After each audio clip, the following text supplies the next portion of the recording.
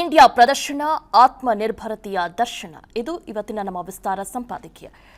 Sir, ಒಂದು ಕಡೆ ಒಂದು ನಮಗೆ ಹೆಮ್ಮೆಯ ಸಂಗತಿ ಏನಂದ್ರೆ ಕರ್ನಾಟಕದಲ್ಲಿ ನಾವು ಪ್ರತಿ ವರ್ಷ ಅಂದ್ರೆ ಏರ್ ಶೋ ಮಾಡ್ತಾ ಇರುವಂಥದ್ದು. ಇನ್ನೊಂದು ಕಡೆ ದೇಶಗಳ ಒಂದು ಪಾರ್ಟಿಸಿಪೇಷನ್ ಇದು ನೋಡ್ತಾ ಇದ್ರೆ ತುಂಬಾ ಖುಷಿ ಆಗ್ತಾ ಇದೆ ಅಲ್ಲ ಸರ್? ಸಾರ್ವಜನಿಕವಾಗಿ ಮೇಲ್ನೋಟಕ್ಕೆ ನಮ್ಗೆ ಏನು ಅನ್ಸುತ್ತೆ, ದೇಶ ವಿದೇಶಗಳ ವಿಮಾನಗಳು ಬರುತ್ತೆ, ಪ್ರದರ್ಶನ ಆಗುತ್ತೆ, ಆಗಸದಲ್ಲಿ ಆ ವಿಮಾನಗಳ ಕಸರತ್ತು ನೋಡೋದಕ್ಕೆ ನಮಗೆ ಮನಸ್ಸಿಗೆ ಆನಂದವನ್ನು ಕೊಡುತ್ತೆ ಅಂತ. ಅದರ ಆಚೆಗೂ ಕೂಡ ಈ ವೈಮಾನಿಕ ಪ್ರದರ್ಶನಕ್ಕೆ ಯಾವ ಮಹತ್ವ ಇದೆ, ಅದರಲ್ಲೂ ವಿಶೇಷವಾಗಿ ಸತತವಾಗಿ 1996ರಿಂದ ಬೆಂಗಳೂರಿನಲ್ಲಿ ನಡೆಸ್ತಾ ಇರುವಂತಹ ಈ ಏರೋ ಇಂಡಿಯಾ ಶೋದ ನಡ್ಕೊಂಡು ಬಂದಂತಹ ರೀತಿ, ಇವತ್ತು ಅದಕ್ಕೆ ಪಡೆದುಕೊಂಡಿರುವಂಥ ಮಹತ್ವ, ಆ ಕುರಿತಾಗಿ ನಾವಿವತ್ತು ಸಂಪಾದಕೀಯವನ್ನು ಬರೆದಿದ್ದೀವಿ. ಒಂದೊಂದೇ ಸಂಗತಿಯನ್ನು ನಾವು ನೋಡ್ತಾ ಹೋಗೋಣ. ಏರೋ ಇಂಡಿಯಾ ಕೇವಲ ಒಂದು ಶೋ ಅಲ್ಲ, ಇದು ಹೊಸ ಭಾರತದ ಹೊಸ ಶಕ್ತಿ ಅಂತ. ಅಂತಾರಾಷ್ಟ್ರೀಯ ಮಟ್ಟದ ಪ್ರತಿಷ್ಠಿತ ಏರೋ ಶೋ ಕರ್ನಾಟಕದಲ್ಲಿ ಯಶಸ್ವಿಯಾಗಿ ನಡೆಯುತ್ತಿರೋದು ಹೆಮ್ಮೆಯ ಸಂಗತಿ.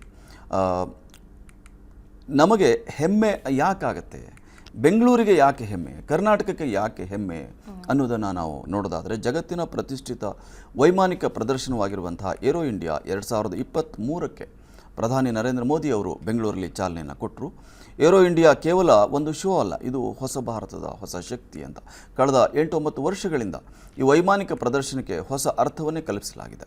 ಇದೊಂದು ಅವಕಾಶಗಳ ವೇದಿಕೆಯಾಗಿದೆ ಅಂತ ಪ್ರಧಾನಿ ಮೋದಿ ಅವರು ಹೇಳಿದ್ದಾರೆ. ಏರೋ ಇಂಡಿಯಾ ಆಯೋಜನೆ ಭಾರತ ಹೆಚ್ಚುತ್ತಾ ಇರುವಂತಹ ಶಕ್ತಿಯ ಪ್ರತೀಕ. ಇಷ್ಟು ದೇಶಗಳು ಭಾಗವಹಿಸ್ತಾ ಇರೋದನ್ನು ನೋಡಿದ್ರೆ ಭಾರತದ ಕುರಿತು ವಿಶ್ವದ ವಿಶ್ವಾಸವನ್ನು ತೋರಿಸುತ್ತೆ.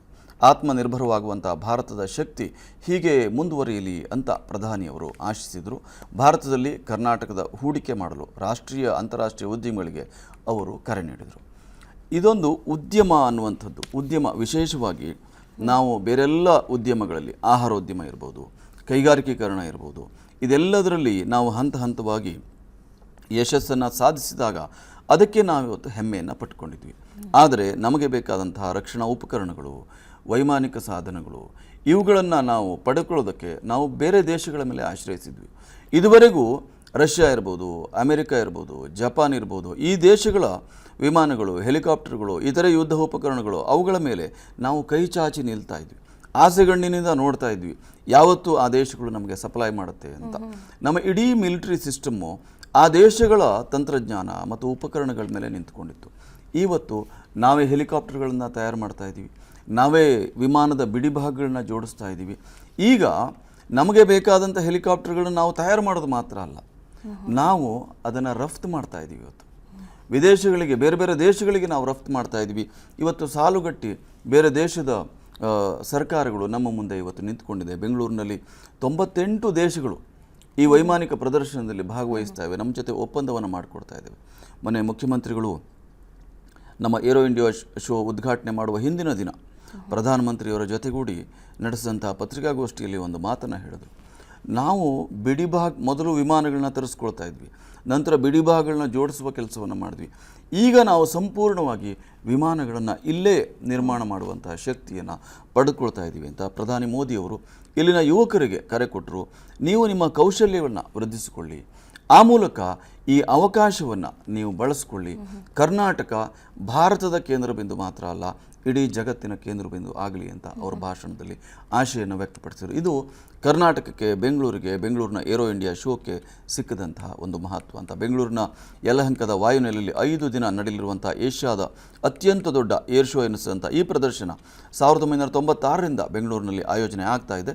ಈ ಸಲದ ಏರ್ ಶೋ 14ನೇ ಆವೃತ್ತಿ ಇದು. ಹಲವಾರು ದೇಶಗಳ ರಕ್ಷಣಾ ಸಚಿವರು, ಹಲವಾರು ವೈಮಾನಿಕ ಸಂಸ್ಥೆಗಳ ಮುಖ್ಯಸ್ಥರು ಈ ಶೋನಲ್ಲಿ ಭಾಗವಹಿಸ್ತಾ ಇದ್ದಾರೆ. ಬಾನಂಗಳದಲ್ಲಿ ಯುದ್ಧ ವಿಮಾನಗಳು, ಸೇನಾಪಡೆ ಹೆಲಿಕಾಪ್ಟರ್ಗಳ ರೋಚಕ ಹಾರಾಟವನ್ನು ಜನರು ವೀಕ್ಷಿಸಿದರೆ, ಅದೇ ವೇಳೆಗೆ ಉನ್ನತ ಮಟ್ಟದಲ್ಲಿ ವಿಮಾನಗಳ ಕೊಡುಕೊಳ್ಳುವಿಕೆ ಕೂಡ ಮಾತುಕತೆ ನಡೆಯುತ್ತೆ. ಹೀಗಾಗಿಯೇ ಇದು ಭಾರತದ ಶಕ್ತಿ ಪ್ರದರ್ಶನವೂ ಹೌದು ಅಂತ.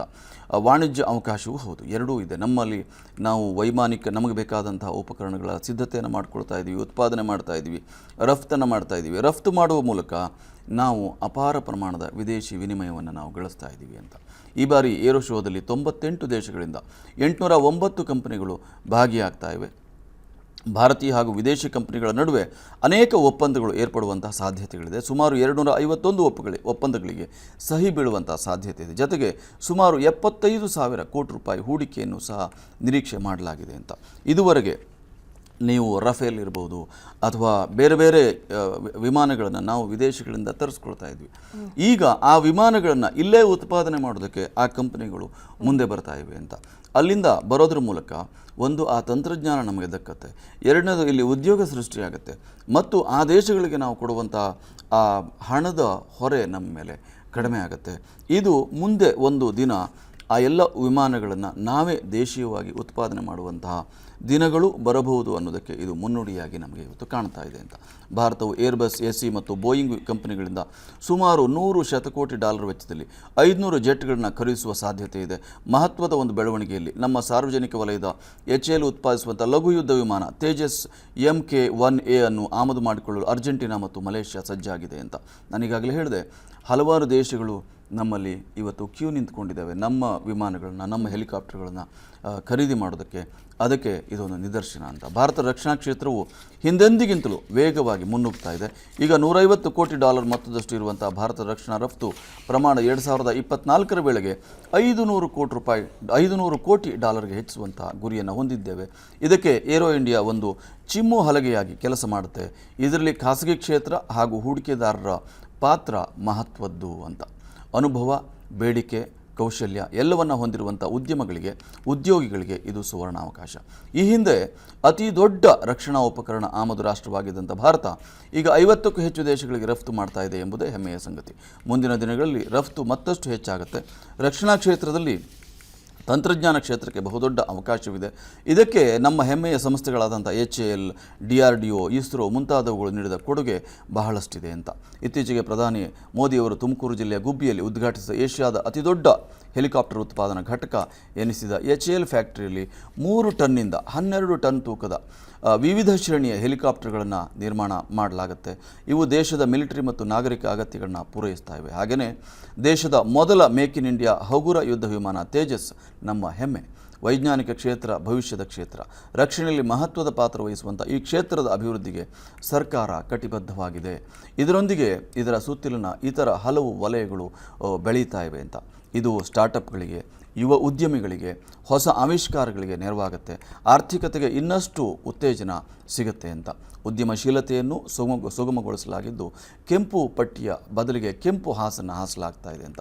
ಸುಸ್ಥಿರವಾದ ಅಭಿವೃದ್ಧಿಗೆ ಇದು ಮೂಲವಾಗಬೇಕು. ಸ್ಥಳೀಯರಿಗೂ ಹೆಚ್ಚಿನ ಉದ್ಯೋಗ ಕೌಶಲ್ಯ ವೃದ್ಧಿಗೆ ಕಾರಣ ಆಗಬೇಕು. ದೇಶದ 1,00,000 ಕೋಟಿ GDP ಕನಸಿಗೆ ವೈಮಾನಿಕ ಕ್ಷೇತ್ರವು ಕೊಡುಗೆಯನ್ನು ನೀಡುವಂತೆ ಆಗಬೇಕು ಎಂಬುದು ನಮ್ಮ ಸಂಪಾದಕೀಯದ ಆಶಯ. ಆ ರೀತಿಯಾದಂಥ ಆಶಯಕ್ಕೆ ನಮ್ಮ ವೈಮಾನಿಕ ಬೆಂಗಳೂರಿನ ಏರೋ ಇಂಡಿಯಾ ಶೋ ಒಂದು ವೇದಿಕೆ ಆಗುತ್ತೆ ಅಂತ. ಸರ್, ಇದರ ಕ್ರೆಡಿಟ್ ರಕ್ಷಣಾ ಕ್ಷೇತ್ರಕ್ಕೆ ಹೋಗಬೇಕಾ ಅಥವಾ ರಕ್ಷಣಾ ಕ್ಷೇತ್ರವನ್ನು ಲೀಡ್ ಮಾಡ್ತಿರೋರ ಮೇಲೆ ಹೋಗುತ್ತೆ? ಈ ಕ್ರೆಡಿಟ್ ಲೀಡ್ ಮಾಡ್ತಾ ಇರೋರಿಗೂ ಹೋಗುತ್ತೆ. ತಂತ್ರಜ್ಞಾನವನ್ನು ಆವಿಷ್ಕಾರ ಮಾಡ್ತಾ ಇರುವಂತಹ ಇಲ್ಲಿನ ತಂತ್ರಜ್ಞರಿಗೆ ಆ ಎಲ್ಲರಿಗೂ ಕೂಡ ಅದು ಸಲ್ಲುತ್ತೆ ಅಂತ.